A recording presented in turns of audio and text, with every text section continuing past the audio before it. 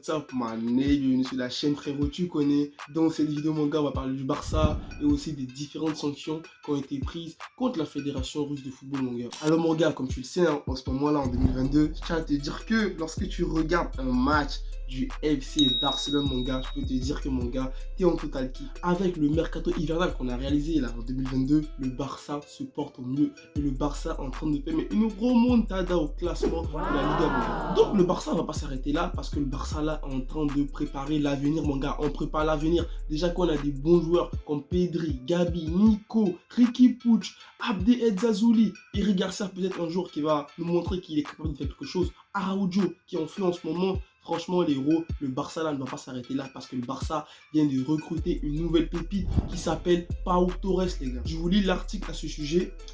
Barcelone signe Pablo Torre.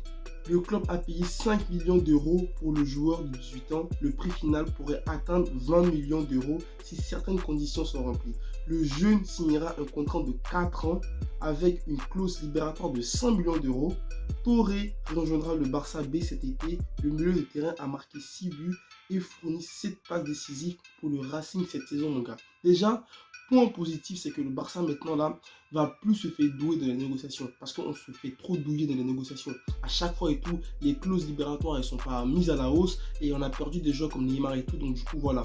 Déjà pour un jeune joueur de 17 ans, mais une clause libératoire à 100 millions d'euros, mon gars, ça veut dire que le mec c'est un talent, Donc les héros, on a hâte de voir Pablo Torre débuter au Barça et en plus c'est que du bénéfice, c'est que du positif pour le Barça. Donc mon gars, si tu as arrêté de supporter le Barça parce que Messi, Neymar se sont barrés du Barça, mon gars, je tiens à te dire qu'en 2023, t'es pas prêt. Le Barça ne va pas s'arrêter là, mon gars. Parce que, comme tu le sais, en ce moment, au Barça, même si offensivement, ça va, on marque des buts.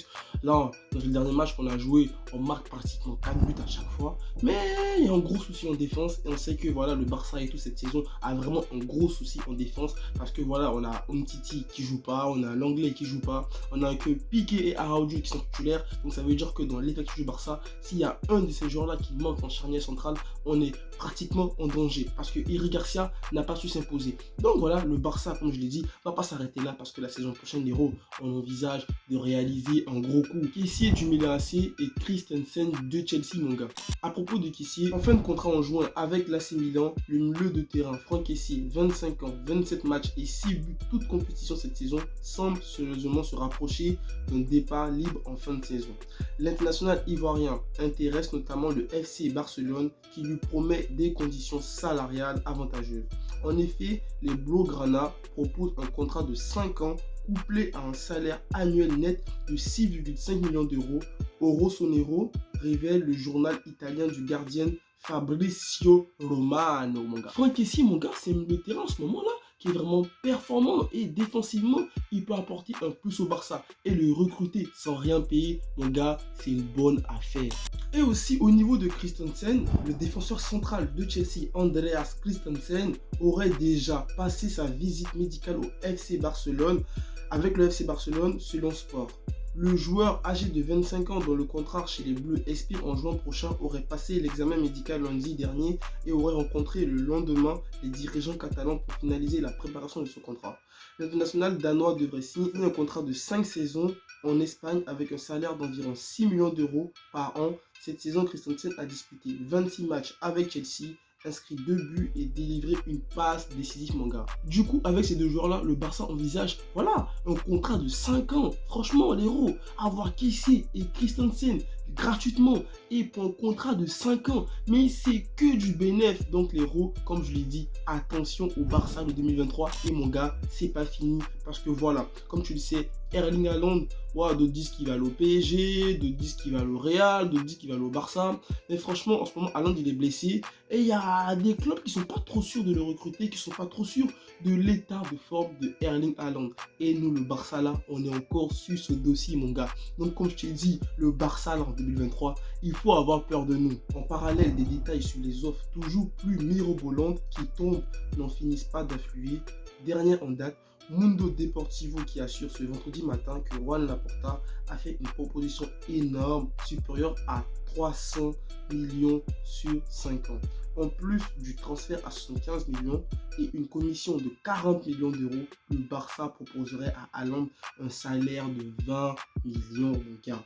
La première année, 30 millions pour la deuxième année, 40 millions pour la troisième année, 50 pour la quatrième année et 55 pour la dernière année, mon gars. Donc, pour te dire que tous ceux qui disent que le Barça n'a pas d'argent, franchement, moi je pense que le Barça, là, avec le nouveau sponsor qu'on aura la saison prochaine, si c'est officiel, Spotify, mon gars, on pourra vraiment faire du sale. Et imaginer une équipe avec Adama Traoré, Ousmane Dembélé, Haaland, Aubameyang, Depay, Ansu Fati, Pedri, Gabi, Nico, Kessie, Christensen, Piqué, Ter Stegen, mon gars. Franchement, qu'est-ce que tu veux que je te dise de plus? Donc, il faut prendre le Barça au sérieux. Et là, le Barça là, va continuer sa remontée en Liga. Parce que voilà, demain, on affronte Eibar. Et pour te dire que Eibar, on ne va pas les oublier. Et Eibar, ils ne vont pas aussi nous oublier. Parce qu'on va les mettre encore comme d'hab. 4 buts, voilà, c'est la du Barça maintenant. Donc mon gars, si tu es parti du Barça parce que Neymar ou Messi s'est barré du Barça, mon gars, reviens supporter le FC Barcelone, la meilleure équipe du monde, mon gars. On va terminer cette vidéo là, voilà, sur une note qui n'est pas très positive. Parce que comme tu le sais, mon gars, l'Ukraine et la Russie, c'est chaud, mon gars, c'est chaud. Il y a des bails chauds qui se passent là-bas. Et pour cela, mon gars, voilà, il y a plusieurs sanctions qui ont été faites sur la Fédération russe de football. Des sanctions, franchement, que depuis que je regarde le foot, j'ai pas encore vu ce type de sanctions-là parce qu'il y a vraiment plusieurs sanctions, mon gars. Et il y a une sanction, moi, qui m'a fait coller, qui m'a fait vraiment coller parce que je m'attendais à tout sauf ça. Là, je vais t'énumérer toutes les sanctions, mon gars. Officielles, la LFA suspend la diffusion de la Ligue 1 en Russie. Déjà, ça, voilà, la France et tout, la Ligue professionnelle de football, je crois que c'est ça. Hein. Ils ont dit que voilà, la Ligue 1, elle est plus en Russie. Ok, on continue. La Russie exclue de la Coupe du Monde. Ça, je pense que ça, tu le savais, tu l'as déjà vu sur les réseaux et tout ça. Le Spartak Moscou exclu de l'Europa League. Ça, je pense que aussi tu le sais. Parce que je crois qu'ils devaient affronter Leipzig et tout ça, mais du coup, voilà, Leipzig qui sont qualifiés d'office. L'UEFA et Schalke 04 suspendent leur partenariat avec Gazprom. Gazprom et tout, c'est l'un des partenaires importants, voilà, qui était important pour l'UEFA au niveau de la Champions League. Et aussi, c'était le sponsor et tout sur le maillot de Schalke 04. La finale de la LDC à Saint-Pétersbourg, délocalisée au Stade de France. Ça, je pense que voilà, tout le monde le sait maintenant. La finale de la Champions League, elle sera au Stade de France. Donc voilà, si le PSG arrive au bout, bah, tant mieux pour le joueur parisien. Adidas suspend son partenariat avec la fédération russe. Et là, l'héros, la sanction qui m'a fait vraiment coller, c'est eSport retire tous les clubs russes et la sélection nationale russe de FIFA 22, mon gars. Ça veut dire que si tu es russe, tu peux plus jouer avec tes clubs que tu kiffes, tu peux plus jouer voilà, à FIFA avec tes joueurs russes. Tu peux plus jouer à FIFA avec la fédération russe, mon gars. Ça, par contre, c'est vraiment chaud. La LFP et Bein Sport suspendent la diffusion de la Ligue 1 en Russie. Ça, je l'ai déjà dit. Du coup, mon gars, voilà les sanctions que voilà, la Ligue professionnelle de football a prises face à la Russie. Dis-moi ce que tu en penses en commentaire. Moi, pour moi, c'est voilà quoi, le foot. Je pense que pour moi, le foot, c'est ça part. Tu vois, le foot, il n'y a pas vraiment, il n'y a pas de frontières dans le foot. Tu vois, tout le monde kiffe le foot et tous ceux qui font du foot, même si les gens ne sont pas de la même équipe, tu peux supporter le Barça, tu peux supporter le Real, tu peux supporter City ou le Man United, mais hormis le foot, tu as capté qu'on est tous ensemble. C'est pas le foot qui peut diviser les gens. Et moi, franchement, quand je vois ce type de sanctions-là, je suis triste pour les joueurs russes, mais après, ils disent que c'est pour que voilà, les bails se sont ici.